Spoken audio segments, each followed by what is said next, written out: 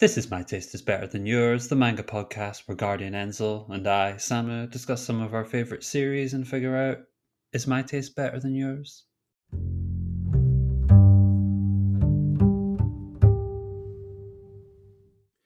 Hey, hello again, everybody. It's your old pal Guardian Enzo coming to you live on tape from rainy season. It's June here when we record this, Kyoto, Japan. And it's another episode of My Taste is Better Than Yours. Subtext, you fucker. No, I'm just kidding about that. But we are in the highly fraught portion of our recording where we're doing our recommendations to each other.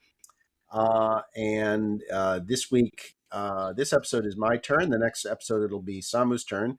And I just want to comment on the irony that the two shows we're recommending to each other this round, the two mangas that we're recommending to each other this round, when we did the Lost in Anime video podcast a couple years ago, one of the categories I came up with was let's each pick a series, a manga, which should have an anime and we'll never get one. And as it happens, those are the two series that we're covering in this episode and the next one. And if you'd asked us, I think certainly me at the time, which was more likely, as unlikely as it was, since the whole point was they aren't going to, but was more likely to get an anime, I would have said the one I picked, and it ended up being the one that Samu picked, which it's certainly it's very interesting that it worked out that way. But that being said, we're here to talk about a series called Yugami Doesn't Have Any Friends. Yugami-kun ni wa Tomodachi ga Inai. And this is a series that ran from 2012 to 2019 in Shonen Sunday. Started in the monthly and then went to weekly Shonen Sunday, although it continued to be a monthly publication. The author is Sakura Jun, and there's an interesting story there too, which I want to get into a little bit later in the discussion, which is that she has not written anything else, which is very interesting because this series was quite successful. But we'll get into that. So basically, it's a sports themed romantic comedy with not that much sports and very little romance, and that makes it kind of odd. And I do feel like the alchemy of the relationship and indeed the series of itself with Yugami doesn't have any friends is kind of unique to begin with, and that scores points for me, even though uniqueness is not a qualifier for me loving a series, nor in and of itself does it make a series better, but it does make it more interesting. um, the story here basically follows a transfer student named Chihiro Watanuki, just come to a new high school and gets helped by a guy on her first day there, basically helping her find a place to park her bike. And she ends up being seated next to him, and everybody was like, "Oh my God, poor you! He's a weirdo." His name is Yugami Yuji. He is, of course, the title character, the Yugami that doesn't have any friends. And Yuji is a weird guy. He's the ace of the baseball club. He's the ace lefty starting pitcher. You think he'd be super popular, but he's anything but. And he ends up helping her out though in a couple of situations. And the series, we'll get in deeper into it in the spoiler section, but the series is really about the evolution of that relationship. It's about him and his peculiarities, and her as someone who has to adapt to him, and also as I think a bit of an audience proxy in dealing with this strange boy. And that's the very basic descriptor for Yugami-kun doesn't have any friends. And we'll get into more detail as we get into the discussion. But before we do, let me throw it over to Samu and say if you want to jump in with any quick thoughts on the series before we start going under the hood, as it were. Yeah, I mean, I only read the series recently upon your recommendation for doing this episode, though it was one that I've seen over the years people mention and just the cover come up. One thing that a lot of the times the cover which is used is the final one, and based on what the characters are wearing and what they look like, I always thought this series was set in college for some reason, which is obviously not the case and maybe reflects on the very, very end of the series. But yeah, that was going off very first impressions. That was the first one where I was like, oh, this is different already from the image I'd conjured in my mind. Um, yeah, I do have thoughts and feelings specifically on Yugami as a character, which is as contradictory and confusing as him as a person, which I think is apt. But yeah, and then you mentioned about the genre boxes it ticks off, but maybe not also in the way that it approaches it. I think I kind of see it as a comedy first and foremost, but then it dips its toe in all these various elements. It's very like a generalist approach rather than a specific specialist approach on what it's trying to do, which I think in of itself is kind of the identity of the series. Yeah, I'm curious to jump into this and have our back and forth. Yeah, I would describe it as very idiosyncratic as a series. It's very hard to pin down and peculiar, and I think that's totally appropriate because that's how the title character is too. And it makes me wonder if that's how the mangaka is in real life, but that's projecting. We really have no way of knowing that. Like with Boku Yaba, we know that Sakurai Norio is a lot like Ichikawa because she said, "I'm a lot like Ichikawa." Whereas with this series, we really have nothing to go on, as far as I know. None of the little author extras at the end of the chapters or anything to really know what she's like or who she bonds with, who she identifies with. But I think fundamentally, Yugami is at the heart of this series, even though Chihiro is probably the protagonist in the most literal sense of the word. First of all, would you agree with that, Samu, that Chihiro really is the closest thing to what we would traditionally call a protagonist? Yeah, everything seems to be pretty much framed from her point of view, even if sometimes other characters become the focus over her. I would say, yeah, Yeah, and she's reactionary in some senses. she is, but she's also a fully defined person too. I mean, she's definitely a fully defined person with her own quirks and her own motivations, but she also acts as a sort of I'm going to get a little deep here, but I think in a sense Chihiro represents the Japanese ideal of trying to be of service to others and be someone who fits in, and Yugami represents someone who's antithetical to that notion. Probably one of the most famous folkloric expressions, old saws, if you will, in Japanese, is the nail that sticks up gets hammered down. And most anime and manga fans will have heard that and kind of have a sense for what it means. And I do think that idioms have a way of casting, of illuminating a culture. And I think that one is very illuminating about Japanese. I really think that's a deeply held, important, intrinsic part of the Japanese way of approaching society. And Yugami is someone who's because Yugami is, I think this series is kind of subversive, really. Um, because Yugami is someone uh, who is one of the fundamental core identifiers of his character is he's selfish in the literal sense of the word. He's selfish, he's self-absorbed. He views everything through the lens of how does this affect me and how does this benefit me, or how does this fit with my view of the world. And as such, that can make him a very trying person to deal with. And as I say, he is really, in a sense, the ultimate nail that sticks up. And but he doesn't give a shit about being the nail that sticks up. And that's the other fundamental tenet of Yugami as a character, that he doesn't care what you think of him. He doesn't care. And one of the things I've experienced in Japan, and I was warned about this when I went into teaching here, and it's turned out to be true, that students in Japan are more comfortable if you ask them the question, what's your friend's favorite color? What's your friend's favorite food? Than if you ask, what's your favorite food? Because it's drilled into them from a very early age. Don't call attention to yourself and think about other people's needs more than think about your own. And Yugami, he really rejects that in a very fundamental way, I think.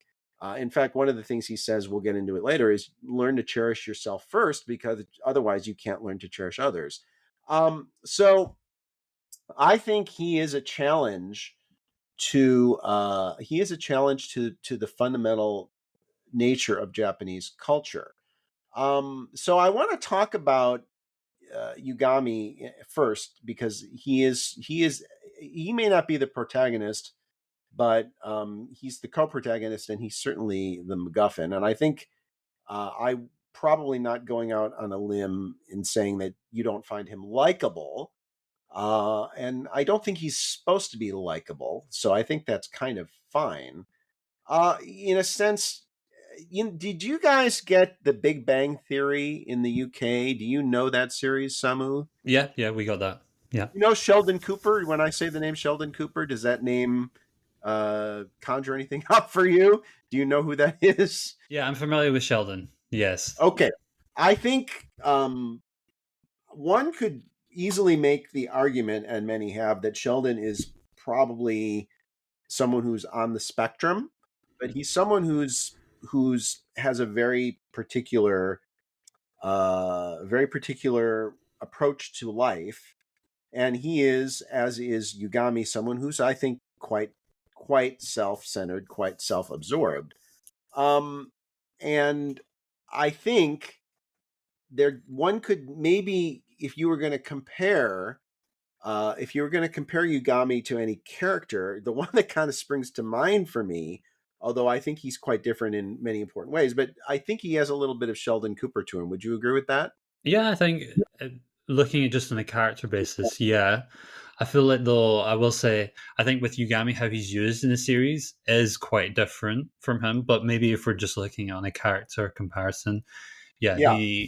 I think, ticks similar boxes. And that was one that as I was reading, I kept thinking, is he like intentionally being coded as autistic, or is this playing more on the idea of not fitting into Japanese social norms? Because I mean, what you said with the nail, that's a perfect, like, it's a perfect analogy. And you have those characters in so many other series which are the nail, which stand out, but those so often lean into the fantasy of what it could be like to be that character, to be Yes. um, someone that just like exudes that main character energy that doesn't translate in real life Japan. And those characters in those scenarios can be really popular, I think, in part because of that reason. Whereas the series here kind of plays it more as it would in real life, I imagine, in Japan, which it doesn't glorify it. And if anything, um, it's quite hard on Yugami as a character. Um, yeah, that was always something that, what the intentions of his character, that there was something that was always in my mind as I was reading the series. Yeah, and I think one thing that's very clear is life is not easy for him.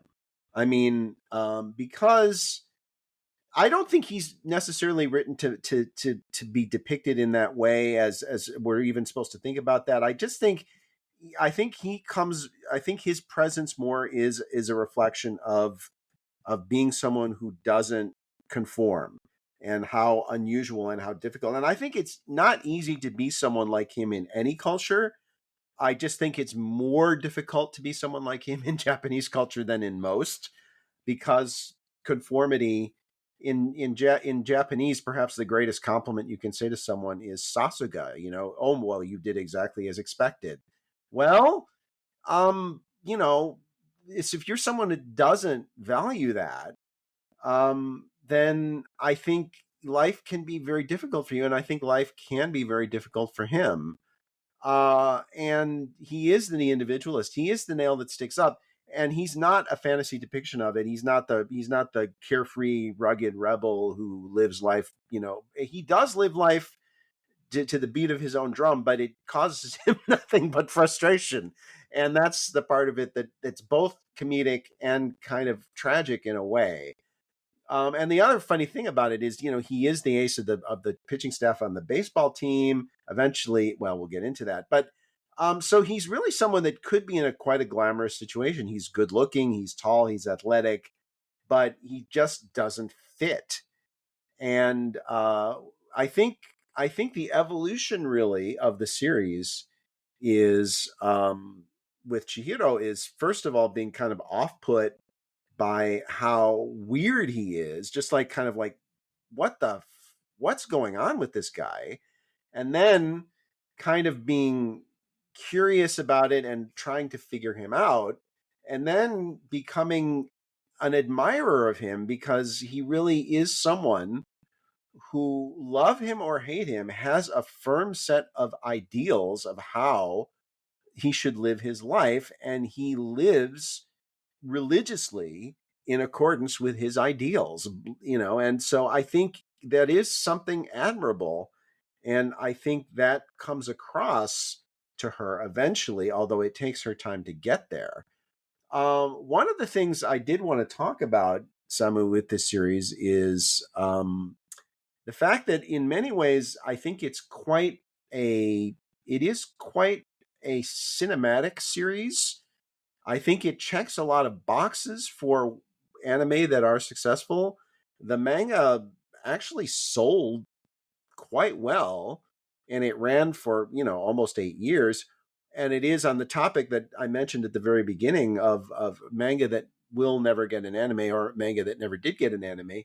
Do you have any theories that you would care to share with why you think this series never got an anime? Would you want to weigh in on that at all? I don't know if I have any theories on why this one in particular never did. I mean, I don't know. It sounds like what you said based on the sales and the reception it had at the time it was coming out. It was very popular. But do I think it will get an anime?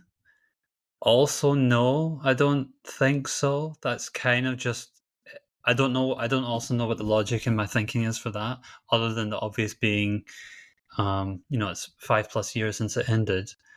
Yeah, I don't Yeah. think it Do you will either. think? Do I'm you just think it more. will? I'm No. No, I don't think it will. But I'm kind of more interested in the idea of why it didn't in the first place. Because if considering the thematically, and considering the critical reception, and considering the sales, it's a series that I would have expected it to get an anime, and it's kind of surprising that it didn't. And but so who knows? I do know that it has very very loyal fans. It does, in fact, as we discussed, it has a sports element in that Yugami is he is the ace of the baseball team. It has a romance element, although not in any remotely conventional way. I think it's more notable, in fact, for the lack of romance than the romance itself, although there is romance in it.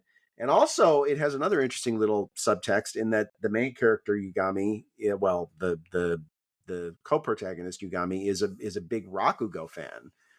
In fact, he loves Rakugo much more than baseball. So how do you feel, Samu? How do you feel its take on the kind of the romance baseball Rakugo?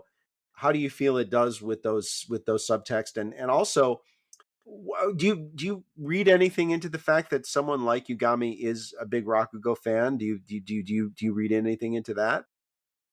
I think it handles the different genres that it focuses on, in my opinion, with different degrees of success. I don't think they're all achieved. They don't all come across as well as they could for me personally.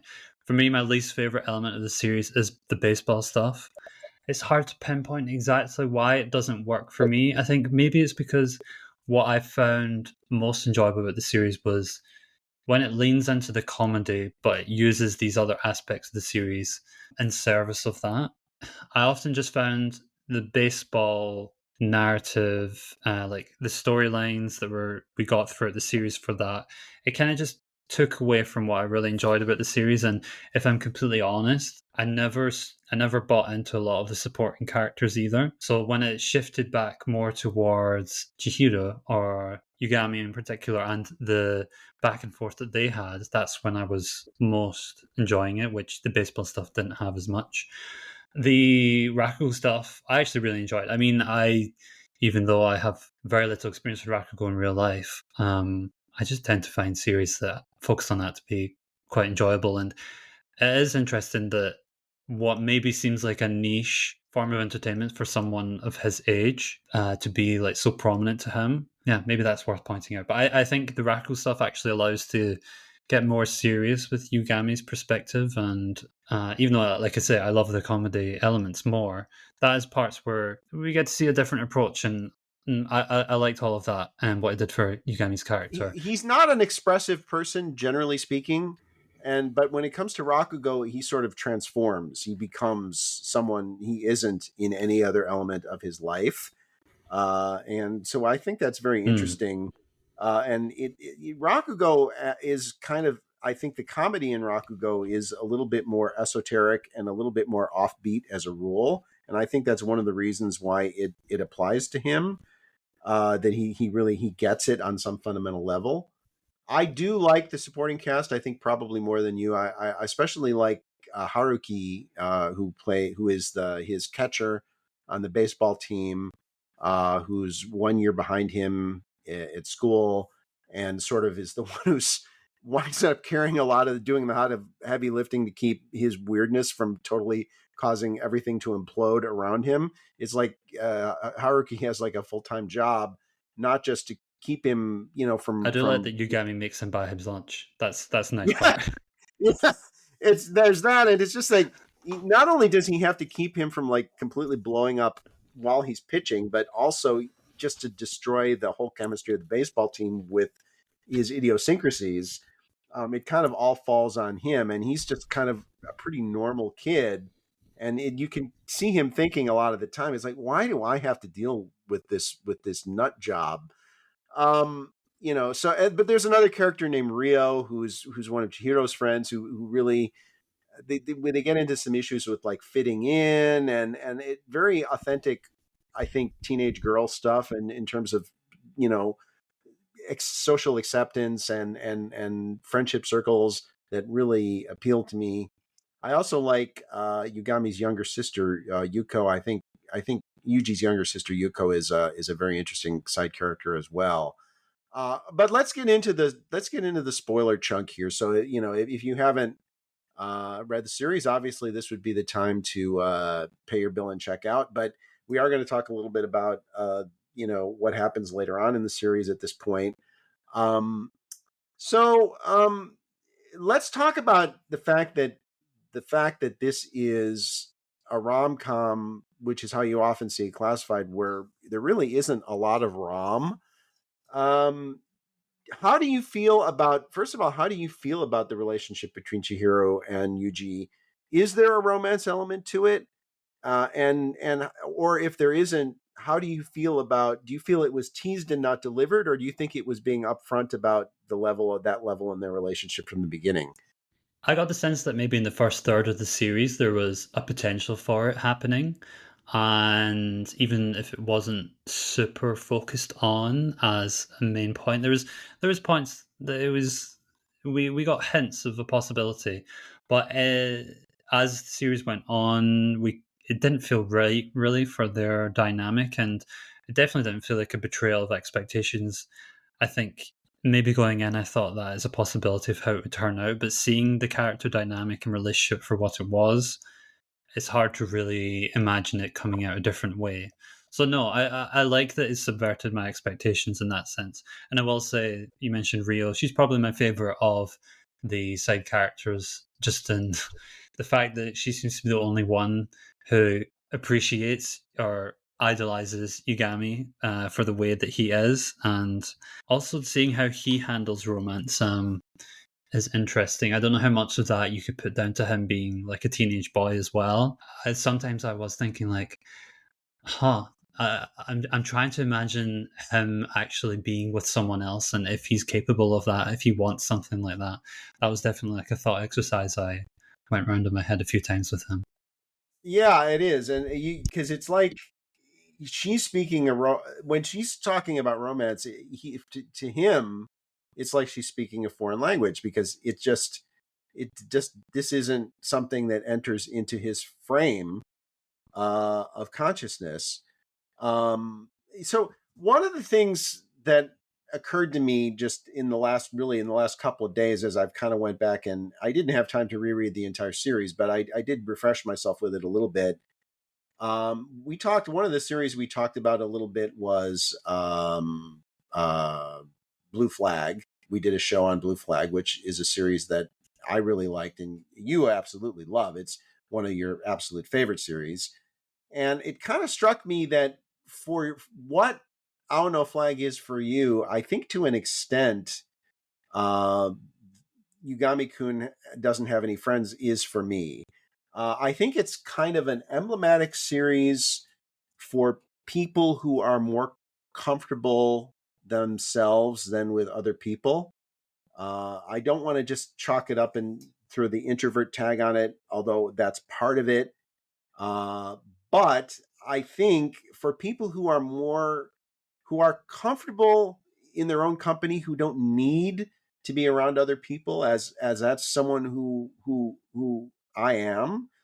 Um, uh, I obviously, I grew out of it to the point where friendships became a big part of my life, but people are generally wired either in the sense that they need friends, they need to be around people, they need company, or they're more comfortable fundamentally, on their own, and they're okay in that environment. And society tends to view people who are more comfortable on their own as being broken in some way. And so, as someone who is in broad that bucket, so to speak, I think for those of us who fit that mold, I think that this series is a pretty anthemic series for us. It speaks to us in a very profound way. So I just wanted to kind of raise that point. I think I think there is a personal aspect to this. I mean, it certainly goes beyond that. The series, if you look at like Baka updates, it's ranked almost 9. It's one of the highest rated rom-coms on the entire site. But I do think that it, in a particular way, speaks to a group of people who fit that mold of people who are more comfortable in their own company than in the company of other people, and how society often views that as being a character flaw. So, I think it is a personal series for us in that sense. Um, Can I ask two so questions on Yugami sure, from your point absolutely, of please. view? So I'm also definitely an introvert. I follow way more on that side personally as well. And I have mixed feelings on him as a character, which I am, as I've had more time to stew on it, I think maybe it comes down to me seeing parts of myself in Yugami as well. But for myself, maybe recognizing that leaning into maybe what is selfishness is something that I try to avoid myself doing, or like you said, the introversion aspect. He makes me think critically about myself in a way that doesn't necessarily make him a bad character. My favorite character of all time, Sansa Stark, is not very likable for a lot of people for most of the story, at least in the very beginning. But I think she challenges expectations um, for her respective series as Yugami kind of does here. But my two questions for you then are: Mm. do you think Sakura Jun and what she's doing with Yugami, are we supposed to agree with him entirely or most of the time? Are we supposed to think that his perspective is what we should aspire more to be? And also, do you think as a character, did Yugami develop or soften over time? And depending on whether you think he did or not, do you think he should have? Was that part of his character? Sometimes you have Yeah, characters in series that don't change, and that can be part of their quality as well. right. I think they're interesting questions, fascinating questions in many ways. I don't think that Sakura is saying you should try to be like him. I think she's saying you should try to be like yourself. And if that's what you're like, you shouldn't let anyone tell you to not be like you. I think that's really what it comes down to. It's not so much, admire Yugami, be like Yugami. It's like, if that's what you're like, don't let anyone else shame you into feeling shame. And again, I think that quote towards the end of the series, he makes a speech. He's chosen to make the graduation speech at high school, and because he's near the top of his class, he's a brilliant student, among other things. And one of the things he says in the speech is, please learn to cherish yourself first. Otherwise, you cannot learn to cherish others. And I think that's her message in that sense is that uh, be yourself. Don't be afraid to be yourself, and don't allow yourself to be defined by other people. Um, so that's my answer to your first question. And my answer to your second question is, does he evolve and change? It's complicated because one of the things that makes him so unique, and I would argue that one of the things that makes him admirable, is that he does have a clearly defined self-image, and he does have a clearly defined set of principles that are not entirely selfish. He has a sense of right and wrong, and he has a sense of responsibility. He has a sense of duty, and some of his ideals are selfish ideals too. But he is someone who's consistent, and I don't think he ever totally loses that. But I hope you read the extra chapter at the end, the 81.5 or whatever the last chapter was, because there's like an extra chapter at the end. I think we do see that, because the title of the series is Yugami-kun doesn't have any friends, and it also, in a way, it's sort of, his view is, Yugami, I don't need any friends. And how you interpret the epilogue section can be interpreted in a couple of different ways in terms of like the romance angle. But one of the things I think that comes out of that is that he does realize that he does need other people in his life, and that Chihiro is someone that he needs, that he does she is his friend. He does cherish her, he does value her, and I think that's a sign of growth, and I think that's a sign of evolution on his part. Whether it's more than that, if there was another chapter set 10 years into the future, who knows? But that's a long journey for someone like him. And one of the things we have to keep in context here is, as the series is playing out, he's, for most of it, he's 16, 17 years old. I mean, and that's a point in life when even like quote unquote normal people are pretty selfish for the most part. So that's my answer to those two questions. I don't know if that answers them in a way you were hoping they would be answered, but that's how I would answer them. Yeah, no, that's fair. I think, I mean, for my personal take, I was thinking on it because I didn't know if I was just getting more used to Yugami as a character and I was accepting him more, and that's maybe the journey of readers are meant to have. But I think I fall more as well in the line of the intention is that he's softening a little bit, maybe around Chihiro specifically, while not losing that essence of his character. Yeah, I just thought that was an interesting question to pose. And then what you mentioned about the speech. So this was your recommendation off the back of Blue Flag, and I believe now this is our first episode that we're doing off of one of our own recommendations that we've put out there. So yeah, that's worth noting. And then there is something that I got from here that you got from Blue Flag with. I'm not going to spoil Blue Flag in this discussion, but the chapter where they're in a room with lots of characters and they're all spouting off their opinions on something. I think you remember that scene in Yes, very particular, much. Yep, I do. because you weren't as sold on it as I was, and I will say I also wasn't sold on the speech.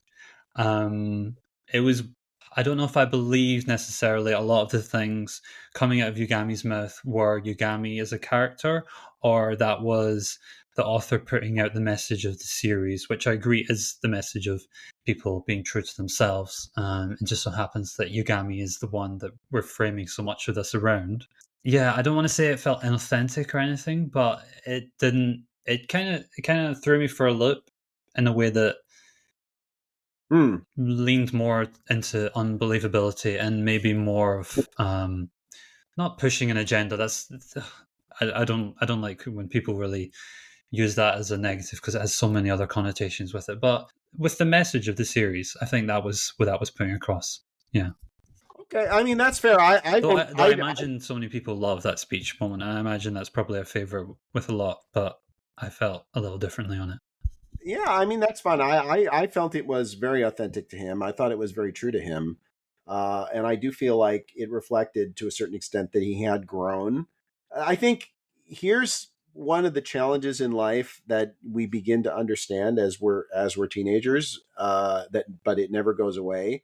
How do we evolve and how do we change without losing the essence of who we are as people? And how do society and other people and friends and lovers they all require us to adapt, they require us to change. How do we do that without losing me? How do I become that person to other people without losing who I am myself? And that's a very difficult thing for all of us, but I think especially for teenagers to figure out. And I think that dynamic plays out in Yugami's character quite a bit, and it was one of many reasons why I think the series, for a so-called, it's just a comedy, I think it's very deep actually, and quite philosophical in many ways. And I think that's one of them. And I also think that the evolution of the perception of Yugami's character, you talk about whether it's just you becoming more used to him or whatever. I think Chihiro's evolution of him, of her view of him over the course of the series, is one of the most interesting and one of the most critical elements. And there's no question her view of him changes a lot as she gets to know him and she gets to understand him, and then begins to understand why he does the things he does and why he is the way he is. And I think she becomes someone who really admires him by the end of the series. I think that's fair to say. Whether the reader does or not is up to them. I also think that the epilogue scene where one of the things that happens is he starts inviting her to go to Rakugo performances with him, to see this performer who he idolizes, who eventually ends up writing a Rakugo story about him because he's such an unusual kid. And even though some could view that, given the nature of Rakugo, some could view that as not being entirely complimentary. But to him, it's like a huge honor because he doesn't have an ego in that sense. He just thinks it's great that his hero thought enough of him to write this. But I think that one of the things I took away from that development is that Rakugo is probably one of the things, if not the thing, he cherishes more in life than anything else.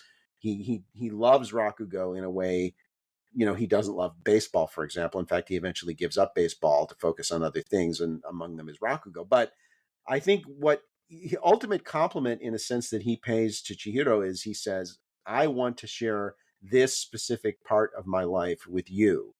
And I think I'm actually getting I'm a little verklempt thinking about it, because I think whether you call it something really romantic or not is almost irrelevant. It's an admission of vulnerability on his for someone who it's very, very difficult for him to be vulnerable. It's very difficult for everyone to be vulnerable, but for him particularly, it's extremely difficult to be vulnerable. And that's what he's doing by this little throwaway chapter or two at the end where Sakura gets into this. He's inviting her to Rakugo because that's the part of his life that he cares the most about. And she's the person he cares most about, and he wants to share it with her. And I think it's very meaningful in many ways, because it comes so hard for him to do this sort of thing, to make that kind of expression towards other people. I think it really means something coming from him. I think it's so, I say bravo to that. I think it's a really, really great kind of it's really a great kind of a way to tie the series up, a denouement as it were. So anyway, a benediction, even if you like. So I really love that aspect of it. Whether it's romance or not, I think is kind of a moot point. Oh, well, if there were ever a sequel, um, you know, uh, I think that would be an interesting topic to focus on. But, um, you know, one of the things that happens at the end of the series, also, which I just want to point out because it really made me laugh, is that he decides he wants to become an astronaut. That's how he decides he wants to live his life. And one of his former friends from school says, Oh yeah, that part. Space, just how much does that guy want to be alone? And I just think that's a really great, just kind of a great one-off line at the end of the series. So I want to ask you this question then about Sakura Jun, who wrote a highly successful series that ran for almost 8 years, and never had written anything before it, and has never written anything since. Not only, I mean, I don't think anyone has ever directly suggested a follow up to Yugami-kun, although, I mean, I think a lot of people would love to see a sequel, but she's never written a personal sequel. She's never written another series. And I wonder if you have any thoughts on that, and how unusual that is.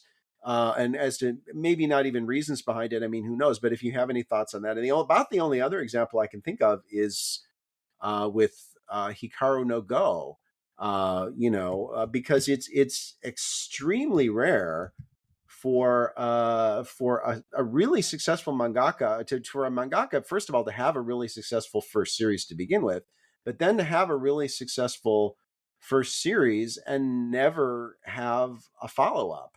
And basically, Hota Yumi, who was the author of Hikaru no Go, and even she did write one more series, although it wasn't a long running series. She wrote Yuto, but really that was her whole career.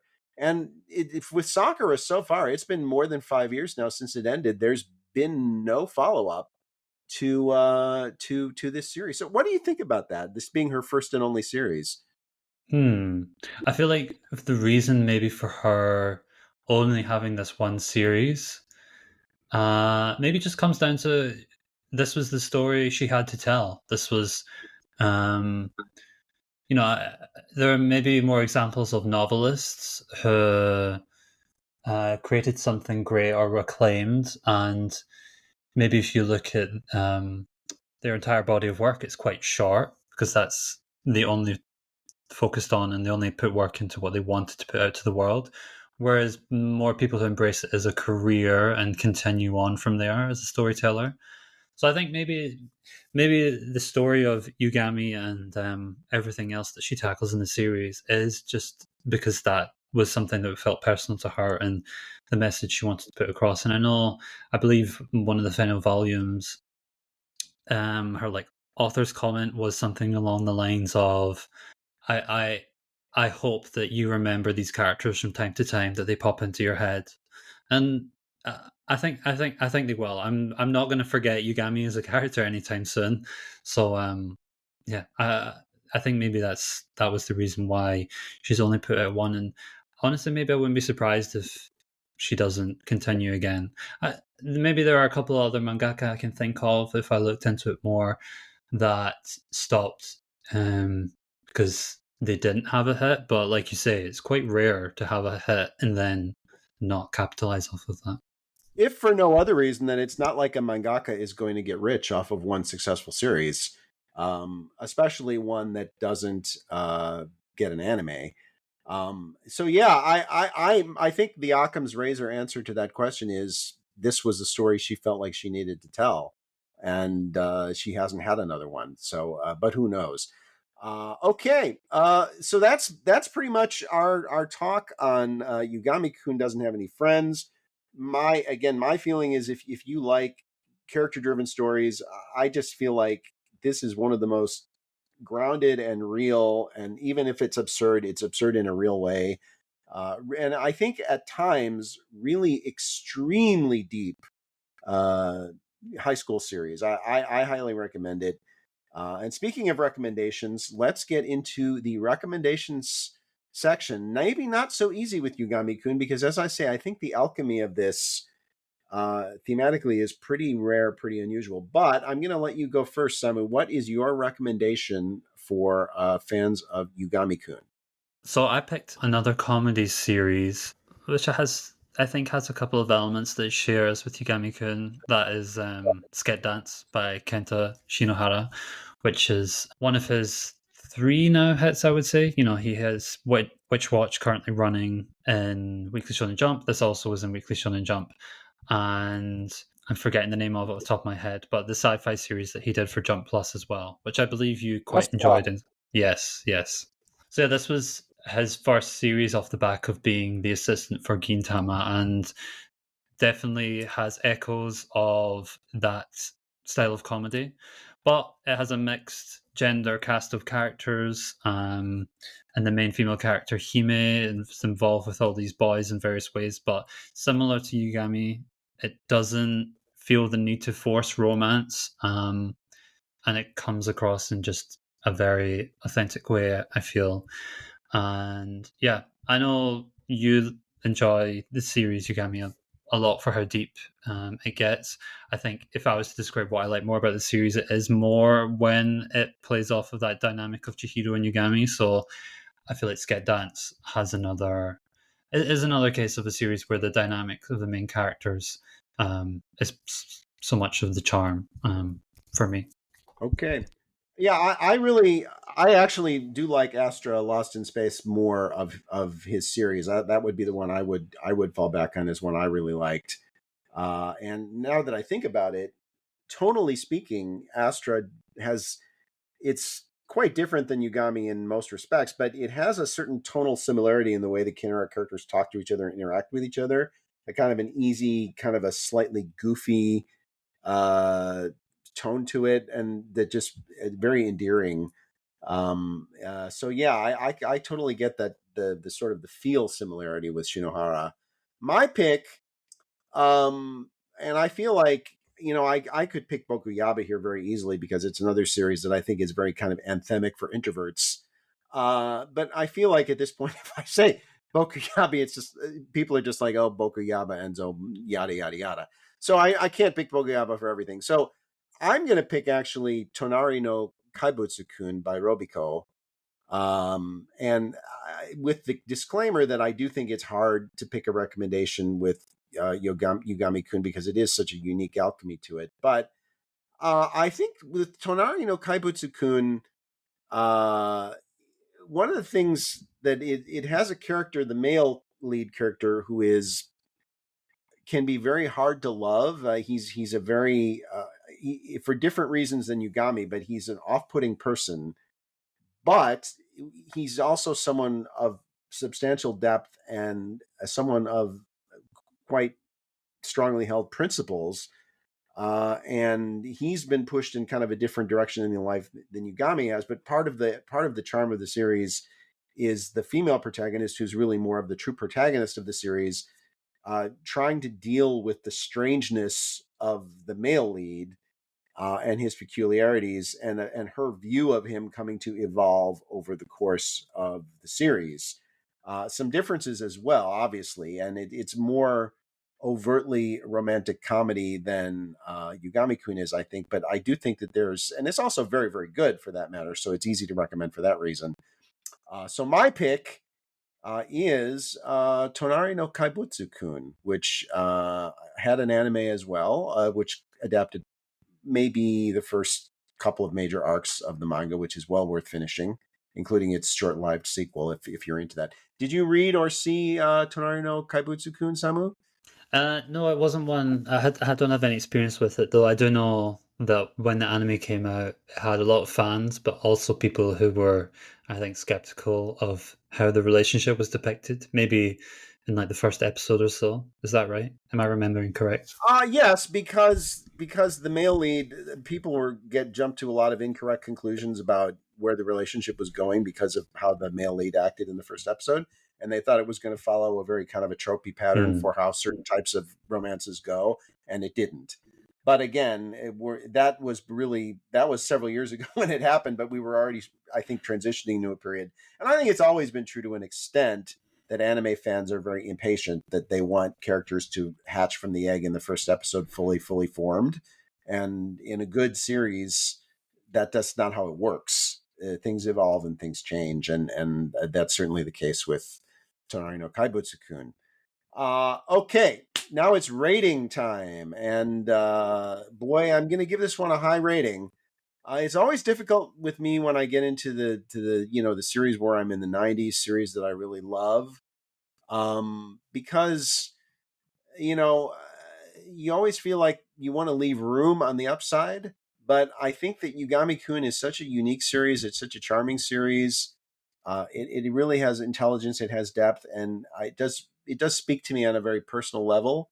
I'm going to give it a 94, which it probably puts it right on the edge of my all-time top 10, maybe just outside it, but a very, very high score for me, needless to say, and a series that I really, really love.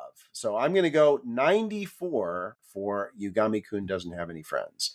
And I feel like I should mute my speakers now, but Samu, how about you?